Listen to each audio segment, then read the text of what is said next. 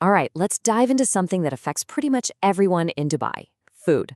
Ever walk into a supermarket and wonder how all that incredible international food gets onto the shelves?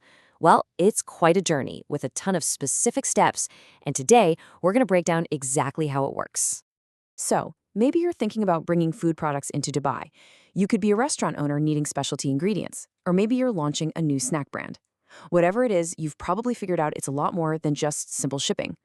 Yeah, you're looking at a whole series of complex approvals and checks. It's a journey that's full of regulatory hurdles and really detailed inspections. And getting it right from the start is absolutely crucial, because any little mistake can mean big costs, delays, or even having your entire shipment rejected. So first up, let's really get a feel for the challenge itself.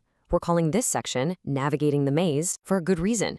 The process involves a bunch of different government agencies, each with its own specific set of rules. It can feel like a real puzzle for any business just trying to get their products to market.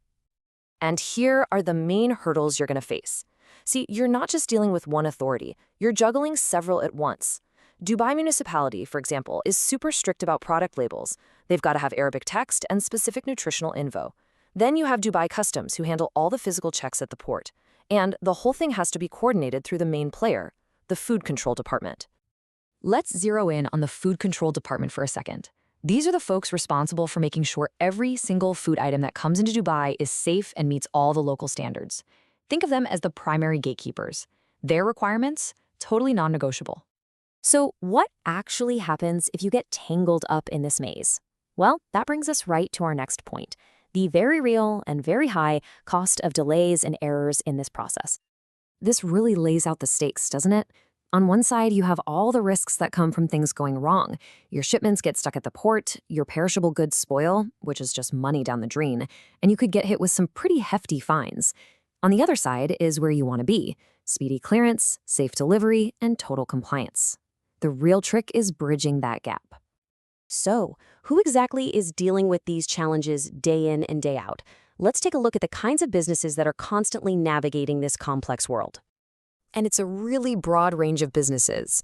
You've got your high-end restaurants and hotels that absolutely depend on getting those unique specialty ingredients for their menus.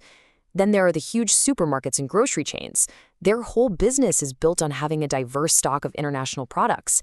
And of course, you've got the big-time distributors managing massive shipments and the global FMCG brands trying to get their foot in the door of the UAE market.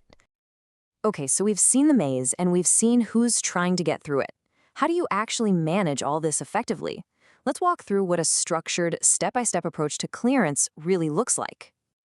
A really solid process covers all the bases, usually before the shipment even leaves its home port. It all starts with product registration and a super thorough label review to catch any problems early on. Next, you verify all the essential documents, things like health certificates from the country of origin, and of course, halal certificates, which are absolutely critical in this market. All the while, you're in constant communication with the Food Control Department.